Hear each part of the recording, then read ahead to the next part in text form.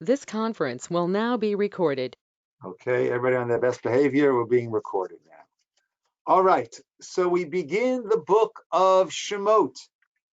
We begin the book of Shemot, right? Shemot means names. We give it a different name. We give it the book the name Exodus, right? And it would seem Exodus makes a lot more sense because what is the whole theme of this book? The whole theme of this book is our descent into slavery and the ultimate exodus from Egypt. That is certainly the centerpiece theme of this entire Sefer, this entire book. Yet, we call it Shemot, right? Not simply because it's the second word of the book, but because that actually contains the essence. And we'll see how names contains the essence. Now, I understand. We begin, and these are the names, right? Page 292, those who have the art scroll, page 292, Book of Shemot, Perek Aleph, Pasuk Aleph. Ve'ela Shemot b'nei Yisroel habayim Mitzrayim, and these are the names of the children of Israel who came down to Egypt. Eit Yaakov, along with Jacob, Isha Beitobo, Ruvain, Shimon, Levi, Yehuda, Yisachar, Zvulun, Binyamin, Dan, Naphtali, Gad, Asher. Right, all the names, and Yosef was there, and we have Yosef's two sons. Lots of names. This parsha also contains the birth. We'll discuss that. We're focusing quite a bit on that. The birth of Moshe. So we have Moshe's name. What other name do we have introduced in the Parsha this week? By the burning bush, God tells Moshe, I want you to go take the children of Israel out of Egypt. And Moshe says, well, who should I say sent me? So we also have God's name. We also have God's name. So granted, we have many names, but that doesn't seem to be the essence of this book. Now, another question. Ve'ela Shmot b'nei Yisrael habayim Mitzrayim, these are the names of the children of Israel who went down to Egypt, right? That's interesting. Go to page 258 for a moment. Not losing our place over here. But Parshat Vayigash, Perek Memvav, Pasuk Chet. Interesting. Ve'ela Shmot b'nei Yisrael. These are the names of the children of Israel who are coming down to Egypt. Yaakov and Ubanav. And we go through all the names. Almost an exact same pasuk. Ve'ela Shmot b'nei Yisrael habayim Mitzrayim. Ve'ela Shmot b'nei Yisrael habayim Mitzrayim. We're already down in Egypt. We're already all down in Egypt. We've been there for a long time. Bereshit ended with Yosef dying. And everyone there in Egypt. Why are we saying again? And these are the names of the children of Israel who are leaving, who came down to Egypt. Why are we, right? Pick up where we left off. Seems very strange. So Ramban explains very fundamentally, the Torah is not simply a history book. A history book, after you have the death of Joseph, now we continue from there in the next chapter. It's not a history book. And it's not one long Torah, it's Chamisha Chumshe Torah. Chumash, from the word Chamesh, Chomesh, a fifth. We have our 5 Chumashim. Each one is its own separate idea, separate identity. And Ramban explains Bereshit is the book of creation, physical creation, the first 20-something psukim, but then laying down the moral foundations of this world. And that was given to us by the Avot and Imahot, the patriarchs and the matriarchs. That's the book of Bereshit. Shmot, he says, so soon we'll have a third name in addition to names and Exodus. Shmot, he says, is the book of exile and redemption. That is what this book is about. It is the book of exile and redemption. And therefore, as such, we have to start at the very start of the exile. Bereshit was the book of the foundations laid down to us by the Avot Imahot, and therefore continued all the way, including Yosef, because Yosef is an interim character between the Avot and afterwards, right? Yosef was Avot-like in that two tribes came from Yosef. So Yosef is sort of partial Avot-like, so therefore Bereshit ended with the death of Yosef. Our book of exile and redemption needs to start with the very beginning of the exile. And therefore, we reiterate, when did the exile begin? When we descended down into Egypt. And therefore, these are the names of the children of Israel who came down to Egypt. So now, in addition to Shmot names, we have exile and redemption. So we're going to need to show how those two are also connected one to the other. Okay, let us go a little bit further and then we will double back. Okay, so what's happened, we name Joseph died, as we knew already, at the end of Bereshit, and we start to multiply greatly. A new king arose in Egypt who did not know Yosef. Either he chose to forget Yosef, did not know Yosef. Some explain he did not learn the lesson of Yosef. The lesson of Yosef is God's plan is going to come about no matter what.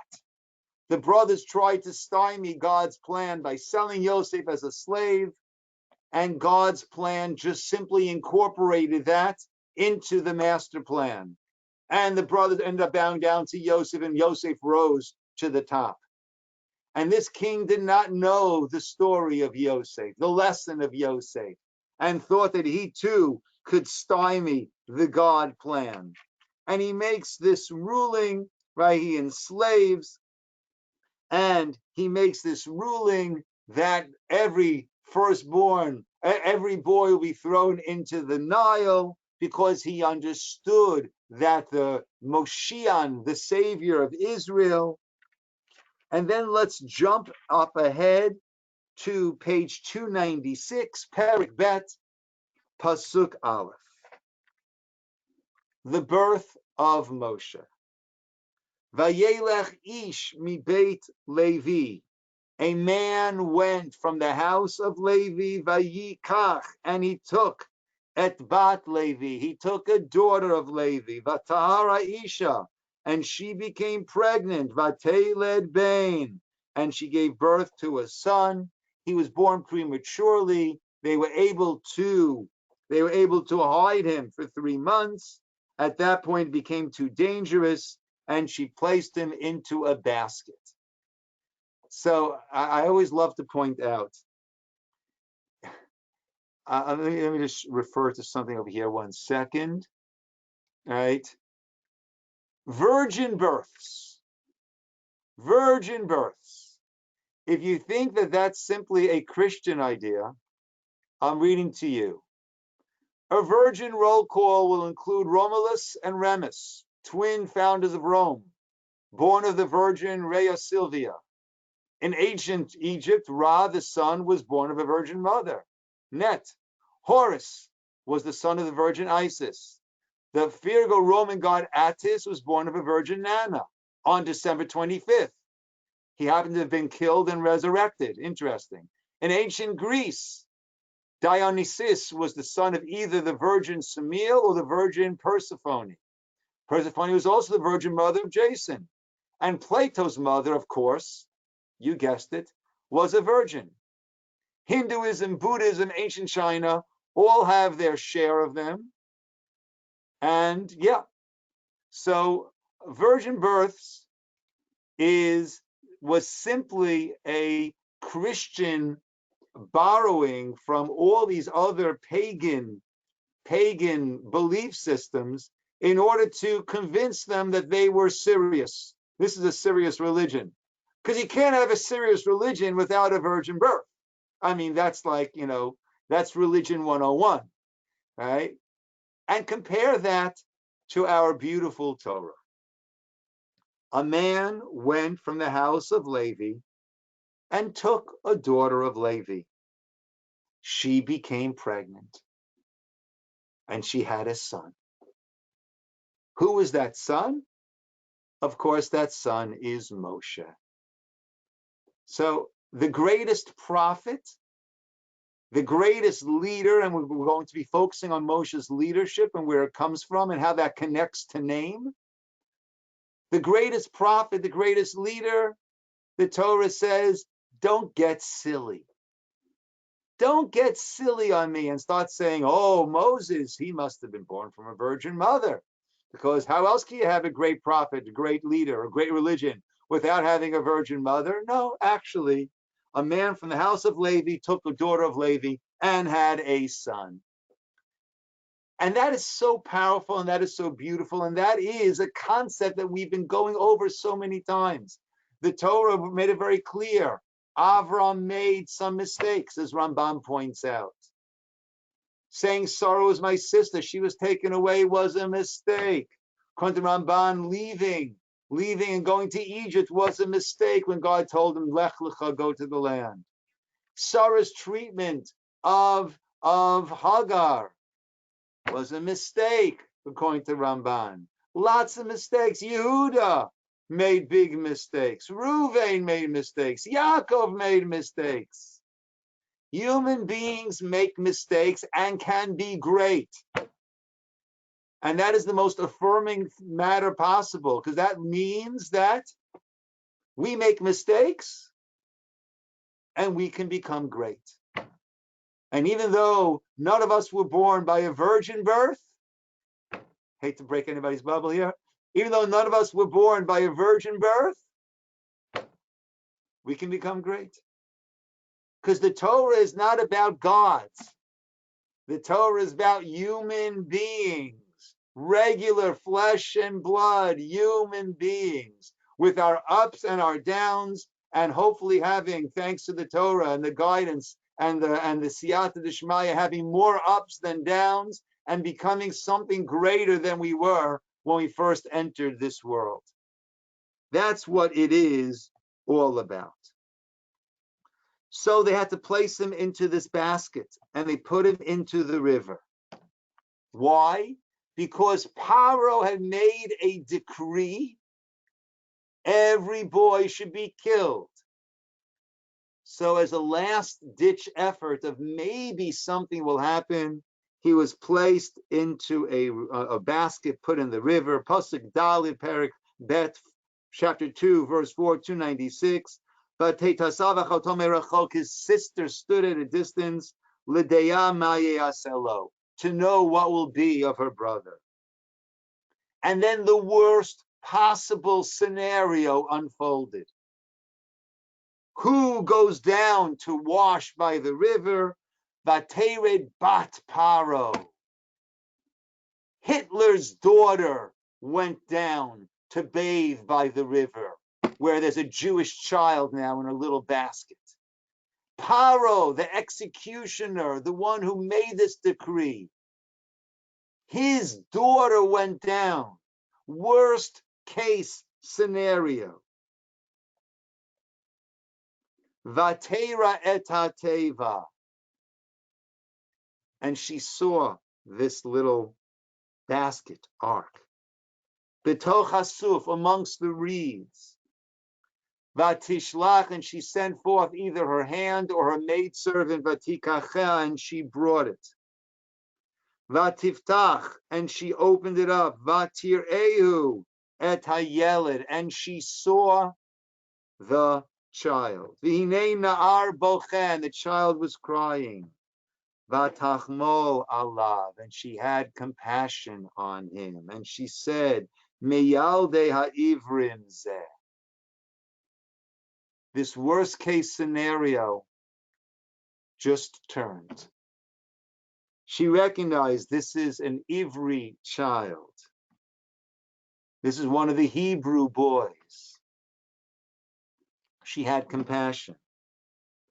Miriam, Moshe's sister, was there. And the sister said to Bat Paro, and she said, should I go and call a Hebrew nursing mother, nurse wife for him? What do they call it? A wet nurse from the Hebrews. The child was refusing to nurse. Should I call a Hebrew wet nurse? The daughter of Paro said, go. And she went, and who did she call? Of course, she called the mother of the child. She called Yocheved. The daughter of Paro said, take this child, nurse him for me, and I will pay you for that. And she took the child and nursed him. So in rapid order, this mother went from a situation where to save the life of her infant son, 3 months old, she had to put him into a basket into a river. And now she is getting paid by the royal treasury, by the daughter of Paro, to nurse and maintain her own child. Once Moshe was weaned, he was brought to the daughter of Paro, and he was to her as a son. Vatikra Shemo Moshe. And she named him Moshe. Why? Ki min hamayim mishitihu. Because mishitihu, I drew him, I pulled him from the water. And what is really surprising is that this becomes the name. This is his name. The name, don't forget Shmos, right? This is the book of Shmos of names. The name given to Moshe by the daughter of Paro becomes his name. Do we realize that? The Torah's most common verse is Vaydaber Hashem el Moshe Lemor. Hashem spoke to Moshe, to Moses, saying, what name does God call him? Moshe. And the Gemara tells us that in fact, there were many, many names that Moshe had. Let's understand. A name is a description of who and what a person is. So Moshe is called Chaver because he connected us to the head, to God. Moshe is called Avidor. Avi, like our father, Gidor, he protected us. Moshe has all these different names. Yes, Ian, you want to say something? Good morning. Good morning, everyone. Good morning. I have a quick question Sure. at this stage. I can understand Pharaoh's daughter having compassion, but why did Pharaoh have compassion to a Hebrew or a bris? I don't know if he had a bris at that time, but why would he have compassion to a Hebrew boy, child? Okay. So, we don't know much about what Pharaoh knew about the whole origin, but we'll have to assume Pharaoh knew this was not a biological child of his daughter. Did Pharaoh know that he was Jewish or not? Well, he did not have a bris. The bris we'll read about that much later on in this parsha. We're not going to get there today, but he did not have a bris. Did Pharaoh know? Probably in Pharaoh's mind, he was going to indulge his little girl. Whoever has daughters understands. Certainly when it comes to fathers and daughters, we like to indulge our little girls. And here, his little girl is smitten with his little boy. All right, So Pharaoh probably thought, I can control this. Even if it is a Hebrew boy, I can control this. I've got this under control. It's not this runaway, not knowing where, what, how. I've got this. This is under my control. But Ian, the point you're bringing up really does bring us back to what we said before, this Pharaoh who did not know Yosef, did not know Joseph. And we explained that it could also mean he did not know the lesson of Yosef. He thought he could control it, but he couldn't. And he thought he could direct destiny. And if this Jewish boy is supposed to be the Moshiach, the savior of Israel, I can stymie that. I can control that. All boys will be killed. And because of that decree, realize it's only because of that decree that he made to prevent the savior of Israel, that because of that decree, Moshe was put into the basket. Moshe was taken by his daughter. Moshe was brought into the palace. And he ended up feeding, clothing, educating, housing this Redeemer of Israel. So exactly like the Yosef story, exactly what the brothers thought that their actions would prevent it from happening. We always say it's like karate, right? In martial arts, karate uses your own momentum against you. I don't stop you. You want to throw a punch? Great. You're already moving forward. Thank you very much. Let me grab your arm and continue that motion forward, using your own strength against you. That's what the tapestry of Hashem's Hashgacha Pratis, divine providence, it takes our actions and it weaves it into the tapestry of the master plan. The master plan is Yosef will be someone that everyone will bow down to, that all your sheaves will bow down to his sheep because you'll be dependent upon him for your sustenance. You want to stop that by selling him to Egypt? Fair enough. I'll utilize that. And that's what will lead to the fulfillment of the dreams. That was the lesson of Yosef. Pharaoh did not know this lesson of Yosef. I want to stop the Moshiach of Israel, the savior of Israel. I'm going to make a decree every boy should be killed or thrown into the river, thrown into the Nile. Great. That's how you want to work it? God weaves that into the tapestry of his divine providence. And it was that decree that led to Moshe being brought up in Pharaoh's house, fed, clothed, housed, and educated in leadership by him. So coming back to your point, Ian, so it seemed that Pharaoh was either going to be indulging his little girl or wasn't fully aware, but felt that he could control it. Boker Tov Ora, so good to see you. So that's where we are now. So now she names him Moshe. So again, we were saying names. I remember I've shared this before. I was having a meal by the Hepners, a Friday night meal, and one of the girls, years and years ago, asked me, "Why does God have so many names?" So I said, "That's a great question." I said, "I also have lots of names. I'm daddy. I'm brother. I'm husband. I'm uncle. I'm Eugene to some. I'm Yisroel to others. I got lots of names, besides all the nicknames I'm not going to go into. I've got lots of names, right? Why? Because each name speaks of a different relationship that I have. And God's names all speak about different relationships that he has. And God has so many different ways of interacting with us. That's why there are so many different names. Well, Moshe had so many different names. Moshe had so many different names because there are so many different roles that Moshe played. Yet, he's named Moshe. Why? Because from the water he was pulled. But that's not him. Maybe that should be Batya's name. She's the one who pulled him out from the water. Why is that become Moshe's name? Why is that the name that God speaks to Moshe? That became his name.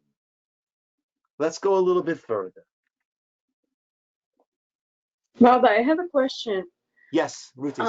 You said that he didn't have a brit, but she was hiding him for 3 months. So 3 months and he still didn't have a brit? That's my question. Yeah. So, well, we'll see later on that he did not have a brit. Very often when a child is premature, he's not healthy enough. Even nowadays, a premature baby we will wait for the brit until he is able to have the brit. Yeah, that's what it seems. Okay. Vayihi, page 298. Perek Bet, Pasuk Yud Aleph. Vayihi, and it was Bayamim Ahem. In those days, Vayigdal Moshe. Moshe grew up. Vayetze el Echav, and he went out to his brothers. Vayar besivlotam, and he saw their burdens. Vayar ish mitzri, makeh ish ivri me'achav, and he saw an Egyptian man mercilessly beating, almost to death, an ish ivri me'achav, a Hebrew man of his brothers. There are two words that that appear twice over here. Vayar, and he saw, Pesivlotam, their hardship. Vayar, and he saw an Ish Mitzri. And also the word Echav. He went out to his brothers, and he saw an Ish Mitzri hitting an Ish Ivri Me'echav from his brothers. Now, from his brothers, let's say he knew. Seems he knew that he was of Jewish descent. Where has he been brought up? In the palace. He's got everything. He's not working. He's not enslaved. He's not oppressed. He's got a palace, comfortable, elegant life. Me'echav, from his brothers. In other words, he was able to go outside of his own world and able to experience, to see it from the other person's view. When we speak about, I'm sorry, Rose? I was just thinking that he had compassion and he had a heart. Yes, compassion and a heart, but I'm saying it goes a step further than that. Because I can have compassion and have a heart as I'm viewing it from my world and my perspective.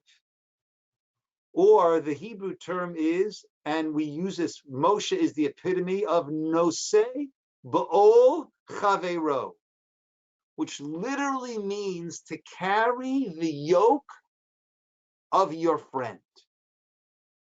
And the Medrash says that's what Moshe actually did. He was literally getting in there with them and helping them do the pulling, helping them do the labor. He was literally noseh ba'ol chaveiro. But what it means is putting myself in the other person's position.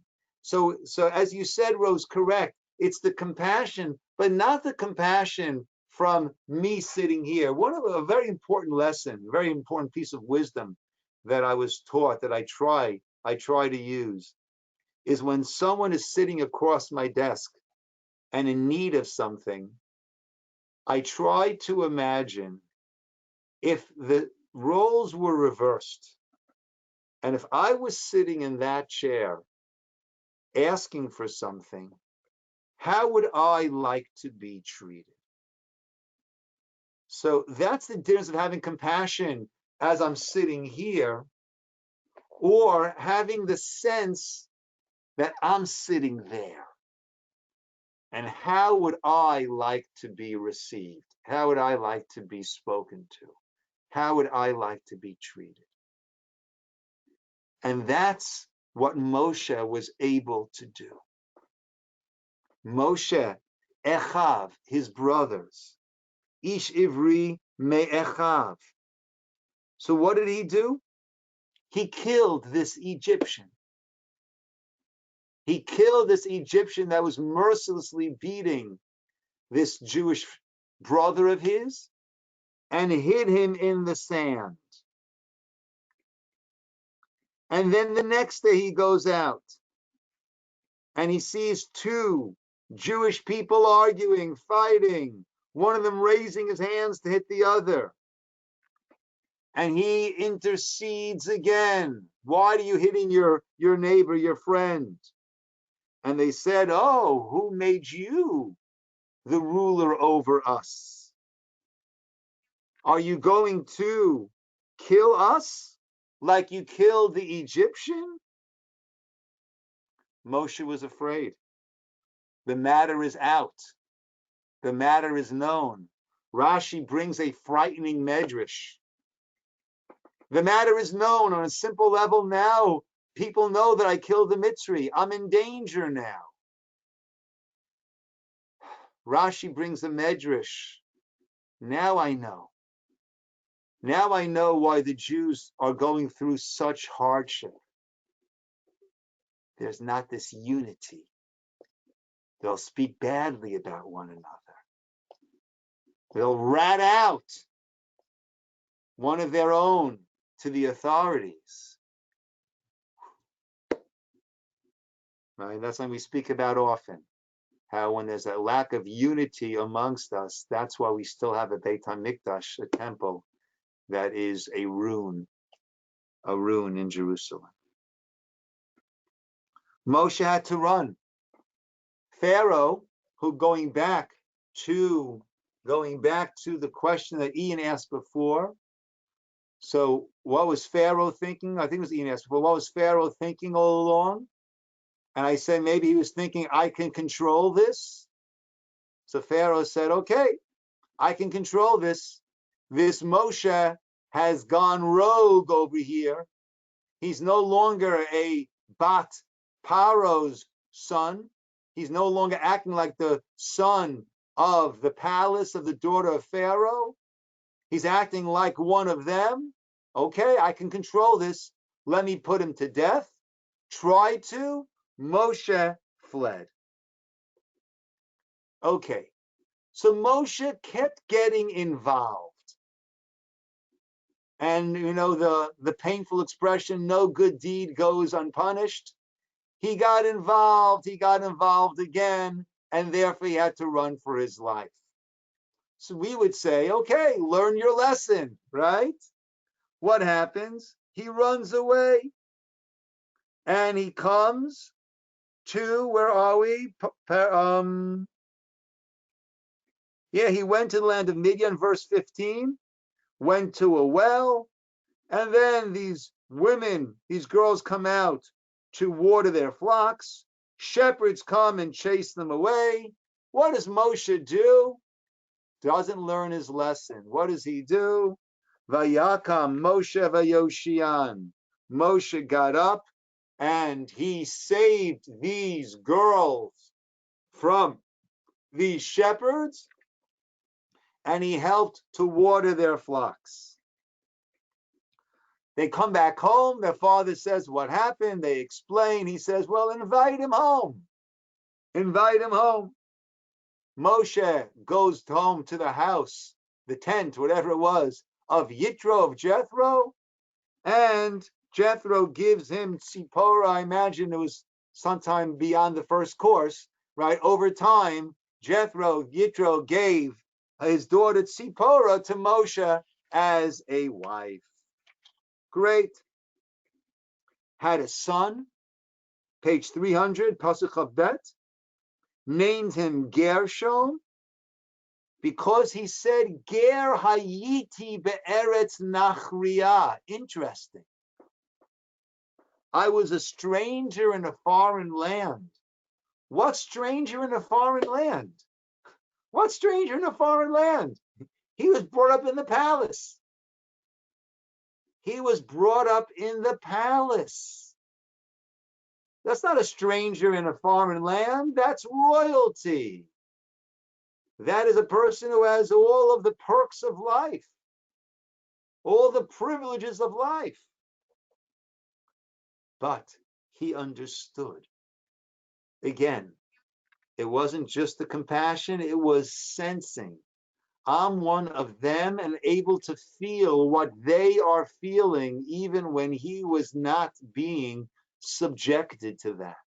And yes, I was a stranger in a foreign land. We go down to Perek Gimel, just a few lines down, still on 300. Moshe was shepherding the tzon, the flocks of Yitro, his father-in-law, and he came to Har HaElokim.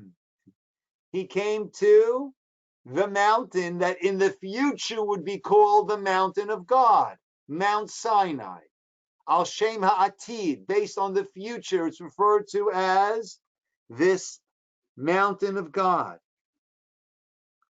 And an angel of God appeared to him in a labat eish, in a flaming fire within the bush, and he saw, and behold, the bush was burning, but not being consumed.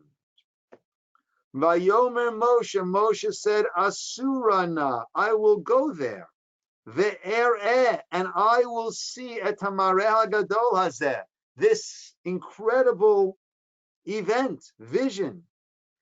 Madua lo yiv'ar hasneh, why is the sneh not burning?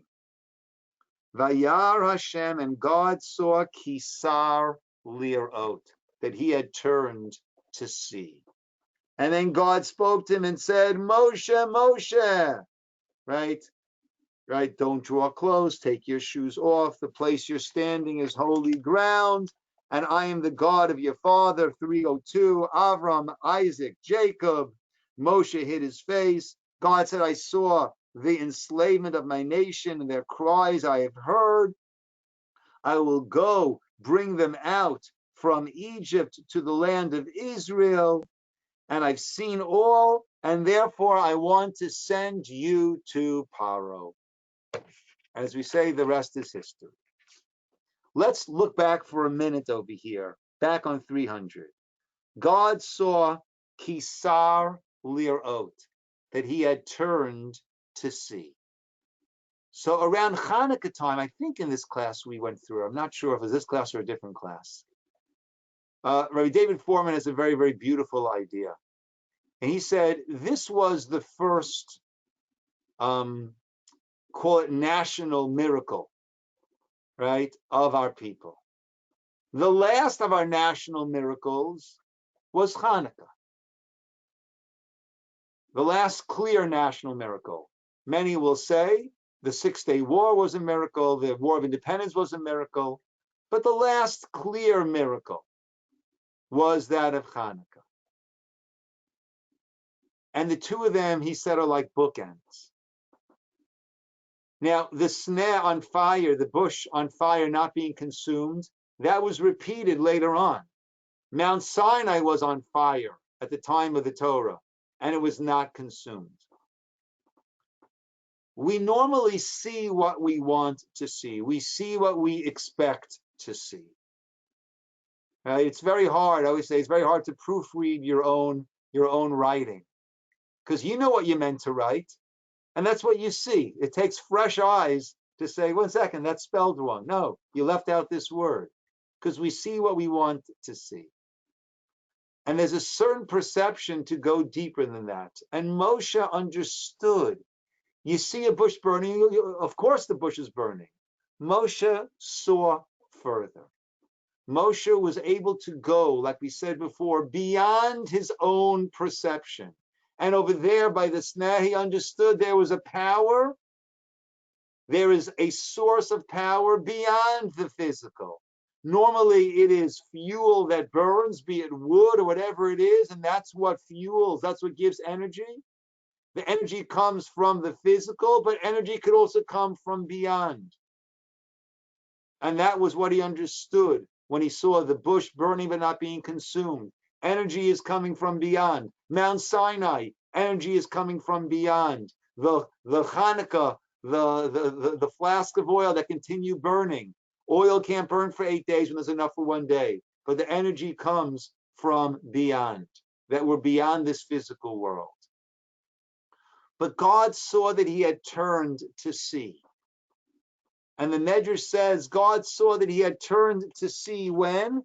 Back when he saw that Egyptian beating the Jew, and he turned to see. Vayar, and he saw. Vayar, and he saw. God saw that this is a person who doesn't just allow it to come in and go on with his life. Whether he was able to see something strange happening over here and go beyond his own understandings, his own assumptions that we all would say, of course the bush is burning, but to understand differently, to see beyond your own world. And when it came before to the Jew being beaten, Vayar, and he saw. Moshe was able to go beyond his own self, his own experiences, his own little world, often our own nice, neat little world, and see it through the eyes of others. God saw that he was a person who turned to see. And therefore he said, you are the one who will be the Redeemer of Israel. Why? Because you're not just seeing it from your own perspective. You're able to enter into the world of others and see what they are going through. And this became the MO of Moshe. At different times, God said, I will destroy the nation and I'll build it from you. And Moshe Vayar, he left. He was able to see it not from his own little world. Hey, that works for me. But he put his life on the line for Am Yisroel from their perspective. And he said, if you don't forgive them, mechenina, erase me from the book. I'm out. Don't count me in.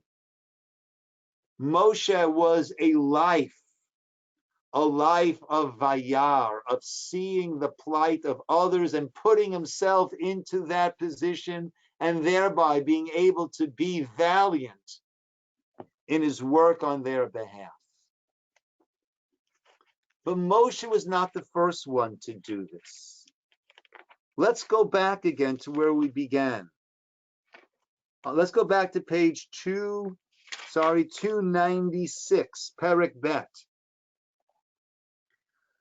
Pasuk A, the daughter of Pharaoh went down to wash by the river. Vatera et hateva. It could have said, Vihine, and behold, there was an ark. There was a basket. And she took it. It doesn't say that. What does it say? Vatera et hateva. She saw that basket. Once again, when she saw, she went beyond her own nice, neat little world of the daughter of Pharaoh living in the palace with all of her servants going down to bathe in the river. She saw from the other perspective. Vatiftach, pasuk 6, and she opened it up. Vatir'ehu, and she saw the child once again. It could have said, Vihine, and behold, there was a child inside crying. No, she saw. Vatachmo, and she had compassion. And she took him in. What did she do? She's endangering herself. She's going against the decree of her own father. Pharaoh could come down very hard on her. This will undermine the whole system. If his own family is harboring a Jewish boy, that there was the decree they had to be thrown into the river and killed. But she was willing to put herself on the line. She was willing to put herself in danger in order to help the other.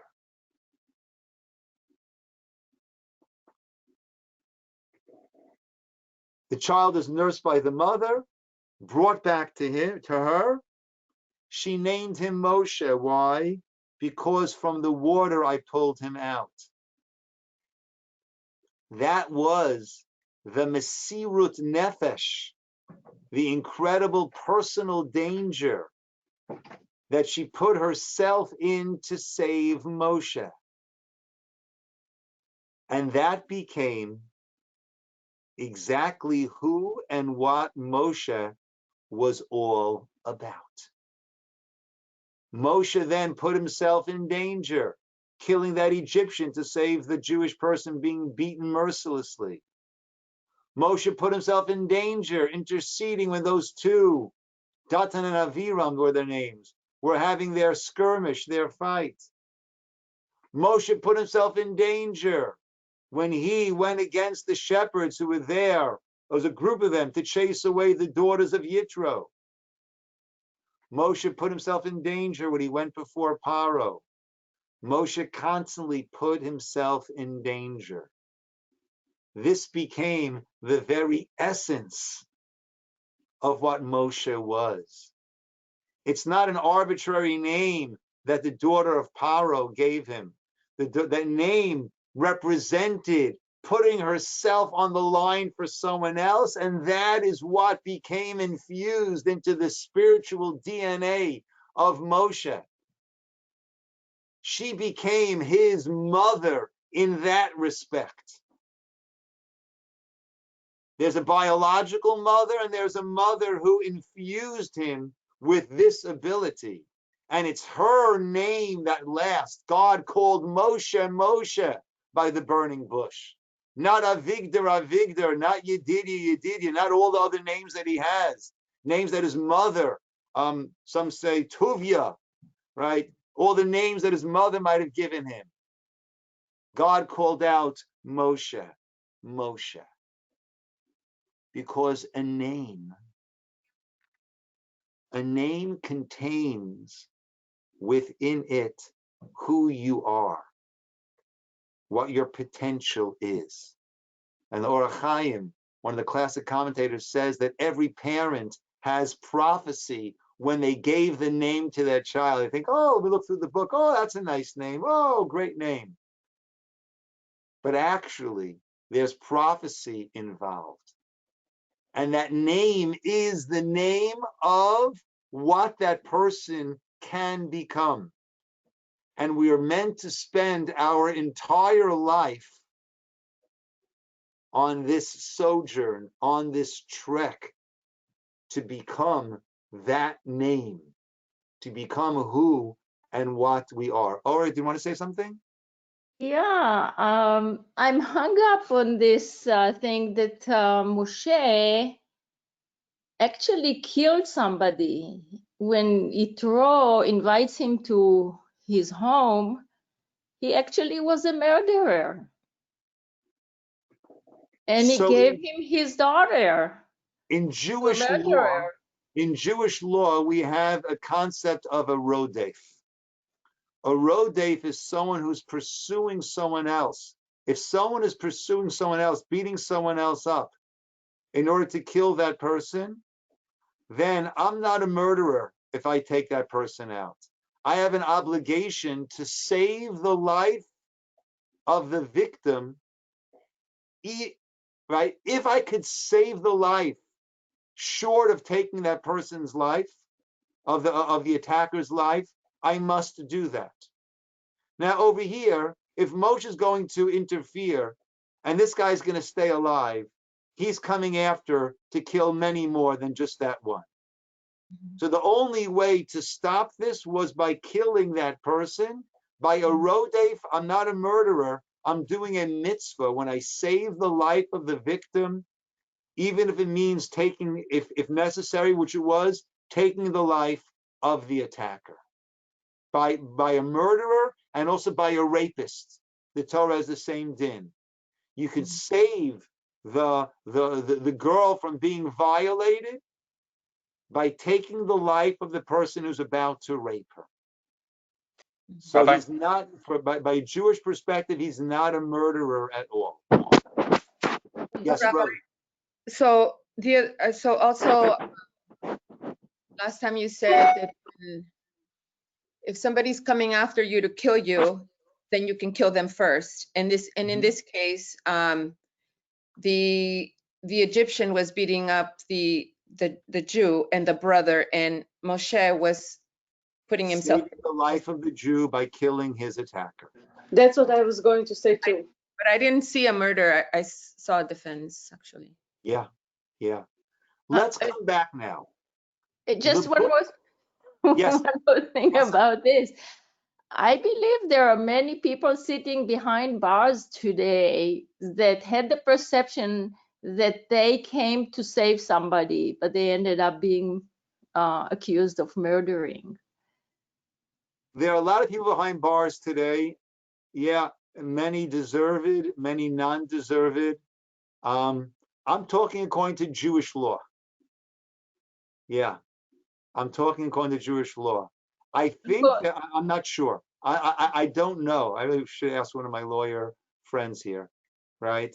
I believe there is. I know there's the Good Samaritan law, which I don't like the name of it, but Good Samaritan law is that if I go to try to help someone and end up hurting them, but I was trying to help them, then I will not be held accountable for any harm that that was caused to them, right?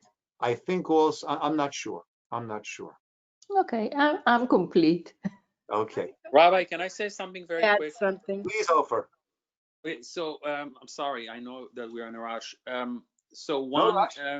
it's almost like, if we had the opportunity to see a Nazi soldier about to kill other Jews, I mean, of course, we would want to stop him somehow. And if we happen to kill that man, I don't think that we would be called murderers. Yeah. But I'm game. my question is that later on, God confronts Moshe, you taking life. I'm sorry? I thought that God confronted Moshe later on when Moshe was begging or negotiating with God, and God said, how can you were taking someone else's life. I thought that was. I thought. Find that for me, please. I'm not familiar with that. Or maybe it's okay. I'll find that. There was something like that I thought that I read, but I'll find that. I'm not familiar with that. Okay, let's come back to Shmot now. So the name, yes, Cheryl. I want to give Oren some consolation because prisoners are being let out because of the COVID-19. So you can rest easy. All these prisoners will be out amongst us. Okay. So coming back to the names over here. So we said this is the book of Exodus. Exodus is a much better name than names. Names is simply, we have a lot of names. But why call this entire book the book of names? And Ramban says it's the book of exile and redemption, right? That's why we repeat it. And these are the names of the children of Israel, the sons of Yaakov who came down to Egypt, right? Exile, redemption. So think about this for a moment. Life is our trying to get to our name, our trying to reach our potential. Our belief system is our soul was in the heavenly sphere. It came down to this world to accomplish that which it couldn't accomplish there and reach a higher height. Our soul comes down as an exile, leaving its spiritual home, and we try to reach what we can reach before we return back to home. Our sojourn of life represented by that that hopeful trajectory towards our name, our sojourn of life is exile and redemption. We went down to Egypt. Why? Because only by going through that could we come out as a nation and stand by Mount Sinai. So it was a matter of reaching our potential, becoming what we could become as a nation. That is the purpose of exile and redemption. It is all about shame, all about name, all about actualizing potential and becoming that person. So therefore, the book, yes, Exodus, right? That's great. Freedom. But it's not just freedom. We always say by Pesach, thank you, God, for taking us out of Egypt. But God put us into Egypt. Why? Exile and redemption. That's the idea. What we need to gain by going through the process. It's not just, woohoo, redemption. It's a process that we need to go through in order to become a changed, transformed nation and life individual. And that's what Shemot is. Shemot is names. Name is a mission. It is a goal that we need to go through the process and reach. So therefore, Ramban, when he says this is the book of exile and redemption, that's not going against names, Shemot, the book of Shemot. Actually, that is an explanation of what Shemot is, of what names are.